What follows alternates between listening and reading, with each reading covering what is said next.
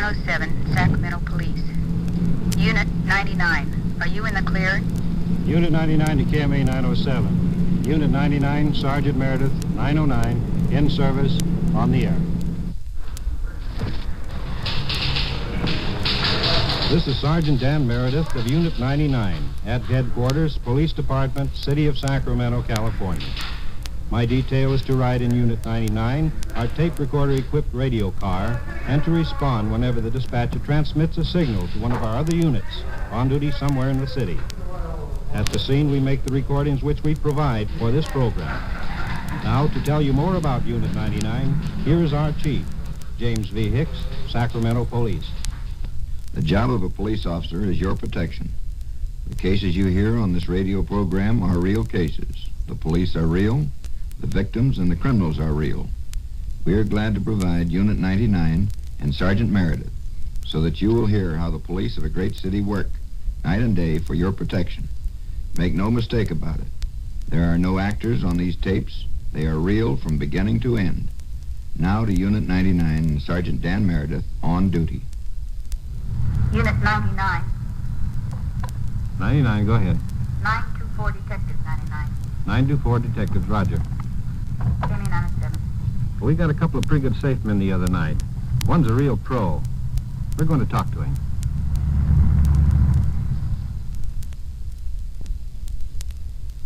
Hello, Detective Daul. I just got a call to come into the Detective Bureau. Do you know anything about it? Well, I know something about it. We are going to bring one of the boys down and question him in regards to the .45 automatic, fully loaded, he had in his possession, plus some burglar's tools. Well, that was one of two that were arrested the other night before last? Yes, sir, that was one of the two. Are you going to bring him down now? Right away. We would like to question you, sir, in regards to the case in which you were picked up the night of May the 30th. You arrived in California on what date? Sunday night, 27th Of May. of May. Correct. What was your object in coming to the state of California? See if there was some easy money to find. What type of easy money, or how are you going to secure this easy money? Well, I was thinking one safe or maybe two, and then I'd go back east. That's all it would be. So then when you arrived in San Francisco on May the 27th, what day or how long after that did you contact this friend of yours that you've known practically all your life? I went to his house where I thought he was living, and I left a note that night, and the next day I met him. What was the topic of discussion between the two of you?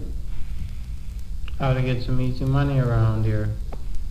Did the two of you in a car belonging to someone else drive to Sacramento prior to the night you were arrested?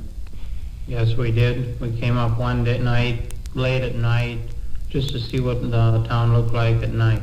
And at that time you did look over several business establishments that had in view or in mind the fact that you were going to try and enter the safes. Is that correct? We didn't have general businesses. We had general districts. And we went through several districts that night that we didn't know whether they looked good or not, and we decided we wanted to come back in the daytime. Well, you arrived, I think you told us, in town. In the afternoon. In the afternoon, around 4 o'clock, and you attended a show, got out of the show around 9:30 or 10 o'clock. That's right. Then, what did you do after that? We drove around, we looked, we just didn't see something, we didn't see anything that looked good.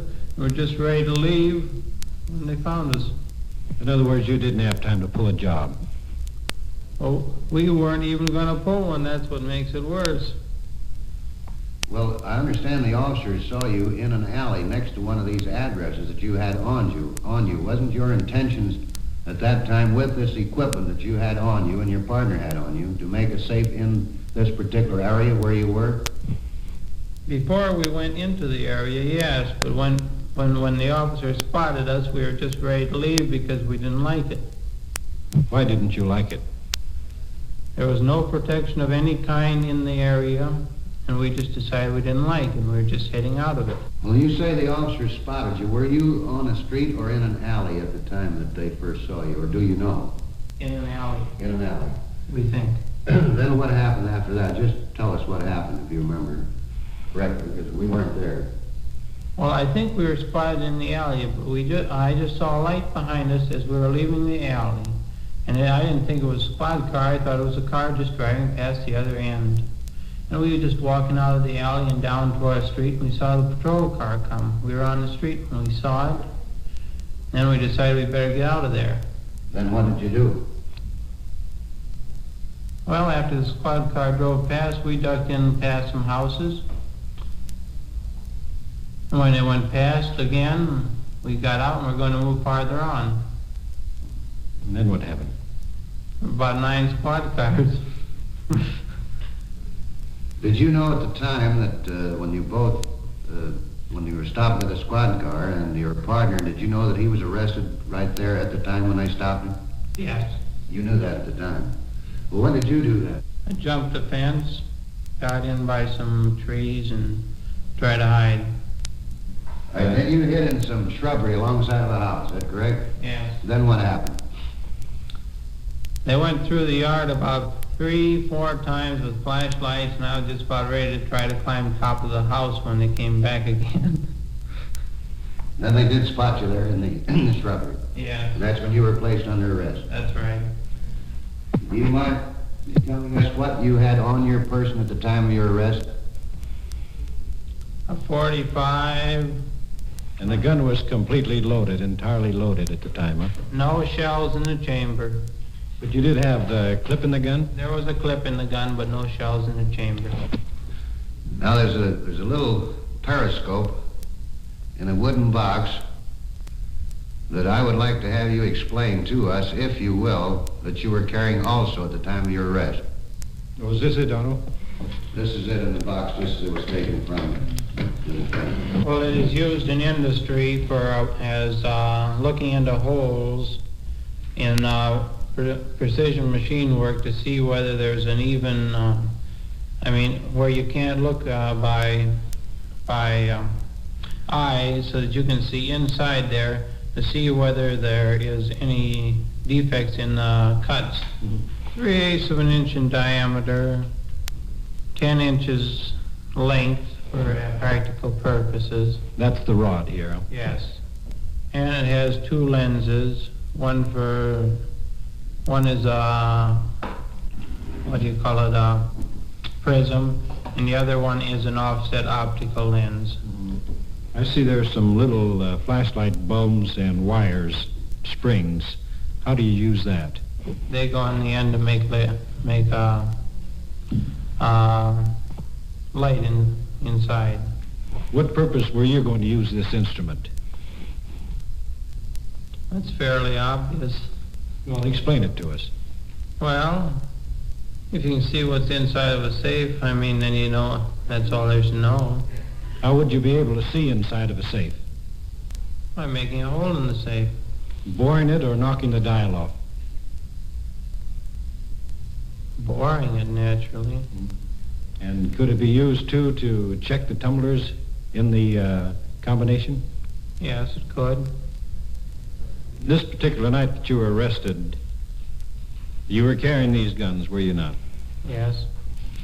What was the purpose in carrying these guns? Fear more than anything else. Fear? Usually, if a police officer would come up on us, not maybe a police officer, but one of these door pushers, and they see something, they might stand around looking and not do a thing, but then, just try to stop us from getting out. But if you shoot a couple shots in the air, just up in the air or any place else, they'll run like the glory. Well, the night that you were picked up, there were a couple of officers that overtook you and your partner. When you were hiding in the bush in this backyard, did you think of using that gun? There was no shell in the chamber, and I had over 10 minutes to put a shell in it if I would have wanted to use it. When you went to case a job or look over a safe, you always had in mind that the safe had to have considerable money before it'd be worth the effort to open it. Is that correct? Yes, since way back, that's the way I believed. In other words, what would be a amount that you would set it at, but the smallest amount before you would open a safe? That is, by your own opinion, by looking at it. In the business, I'd say $2,500 to $5,000. I'd go in between those sums. In other words, you wouldn't care to go in an operation, work on a safe for $500 or $800 or $1,000. No, why waste your time on something small when there's some big ones around? After you've been prosecuted in court on this particular case, have you any plans on continuing this kind of life? I figure I'll have 4 or 5 years in jail at least. And in that time, I got about 2.5 years of civil engineering studying.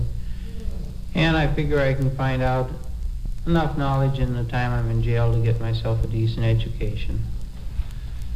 What are the charges that you and Sergeant Lyons are going to file against this man now? The charge has already been filed. One of them is en route to the FBI, and the other one is a penal code section of the state of California, section 12025, which is an ex-convict in possession of a firearm. Also, possession of burglar tools. Sometimes, I think, good police officers have a sixth sense.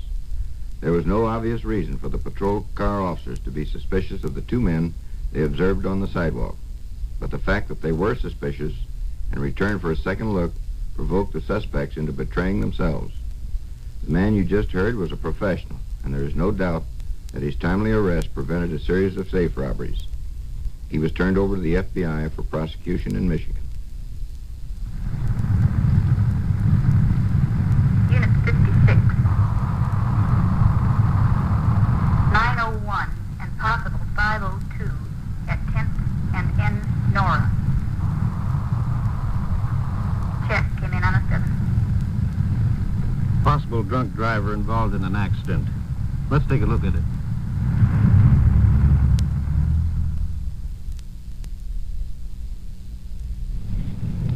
We're at 9th and N, heading eastward. A block away, there's a flare in the middle of the street. A car on the northeast corner of the intersection. Another one behind it. I can't see just yet who it is. The unit's here. Let's get out. Officers Clark and Tinker are here. Do you have your driver's license, sir? I have it. Yes, yes. What is your story now, sir? How did this accident take place? Well, they stopped rather suddenly. Two girls.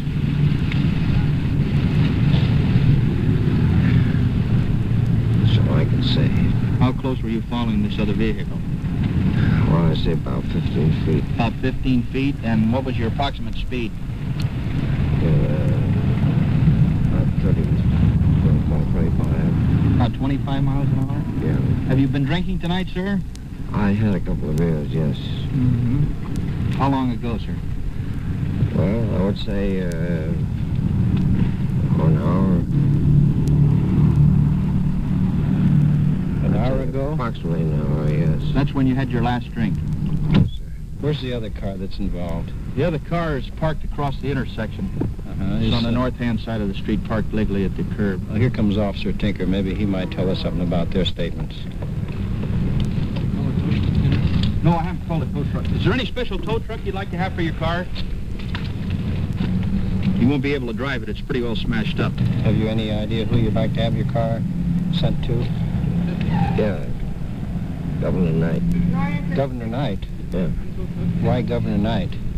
Because he's a friend of mine. He's a friend of yours? Yeah. Well, what's he going to do with your car after he gets it?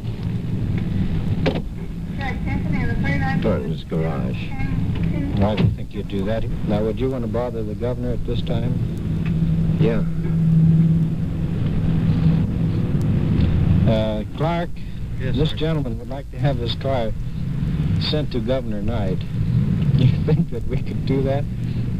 Why not? Well, that wouldn't be wise, though, truthfully, would it? See?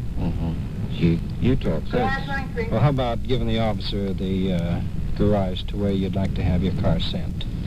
Well, as a matter of fact, let's do it this way. Okay. Will you do me a favor? Do the best we can. All right. Call Governor Knight. I'll tell you what we'll do, Clark. We'll try to do something for this fella. Do you want to have him taken in and have him checked for injuries and such? Yes, Dan, we are. We're going to take him in and have the doctor examine him. Okay, then. The other car gone, Tinker? Tinker, is the other car gone? What did the driver of that car say? She was stopped for the red light. She didn't know anything about the accident until it happened. She was sitting there waiting for the light, and the impact surprised her because she didn't even see the car in the mirror.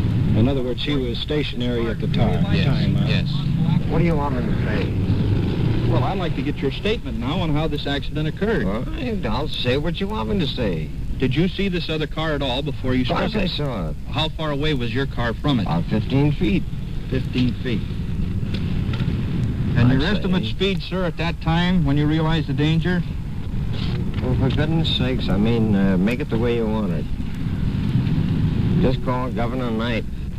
You're making such a big thing out of a small situation. Medical examination established that this man was intoxicated. He was charged with drunk driving and paid a $263 fine to avoid 60-day jail sentence. Incidentally, the governor was not notified. Unit 99. 99, go ahead. 92499. 940. Unit 56. 924. Check 99. Came in on 07. Traffic units must have something for us.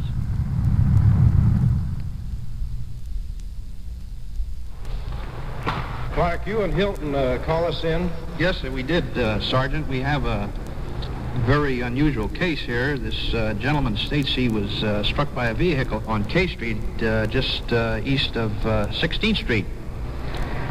Was he in the street? No, he was on the sidewalk.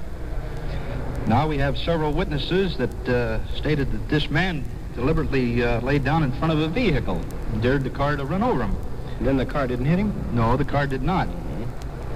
So we took a accident report, and this gentleman has signed it. Oh, he signed this report. Yes, he has. And we have received information that this is the second time that this has occurred, right in this same location. I see. Well, you going to talk with the fellow now? Yes, we are.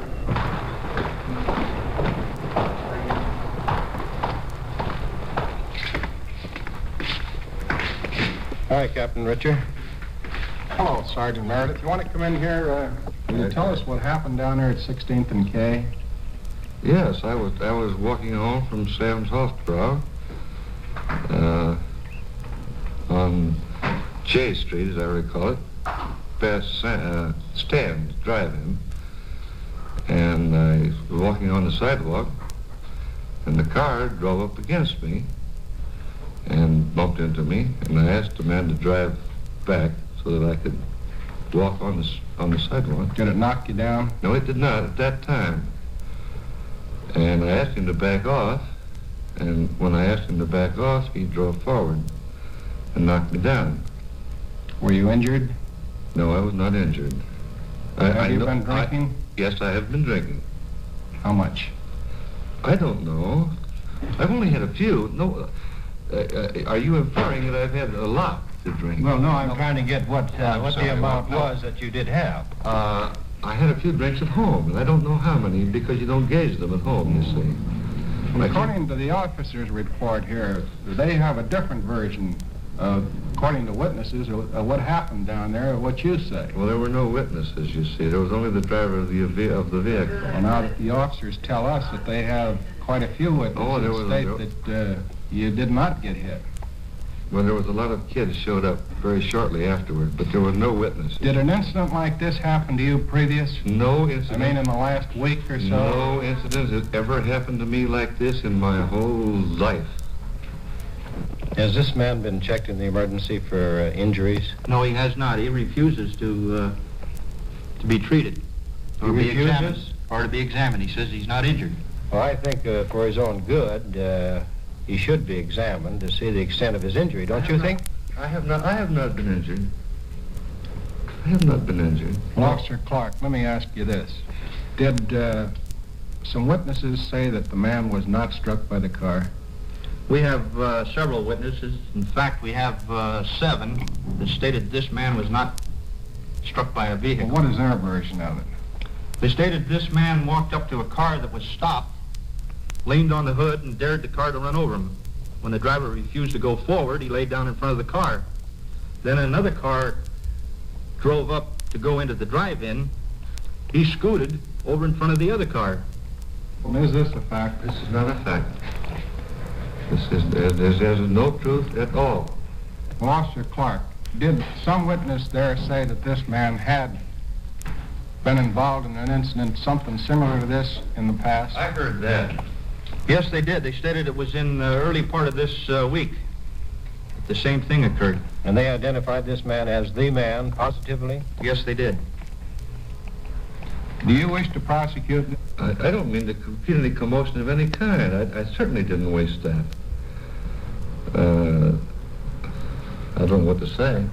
Mm-hmm. Don't you think it would be a good idea to go down to the emergency hospital and let them check you over? No, I'm See not if injured. You're not I'm injured. sure that You I'm feel not that injured. You don't need to be checked over. Not at all. This is something entirely new to me. I know nothing about what I'm doing. I'm a little scared. May I be? Why, surely. All right. This is our position in this now. We're going to turn this over to our investigator. And we have so many conflicting witnesses in this, that is, witnesses that say that you wasn't struck by this car, and you have signed a report that you were. Now, that's a false report. We're going to turn this over to our investigator, and it may be that they will issue a warrant for your arrest for filing a false report. This was an unusual case for which there is no logical explanation. The preponderance of evidence was against this man. He was fined for filing a false report. This is Unit 99. These on-the-scene tape recordings were provided by the Sacramento Police Department and were made on duty by Sergeant Dan Meredith in Unit 99. Your host is Chief James V. Hicks of the Sacramento Police Department. KMA 907, Sacramento Police. Unit 99. Are you in the clear? Unit 99 to KMA 907. Unit 99, Sergeant Meredith, 909, in service, on the air.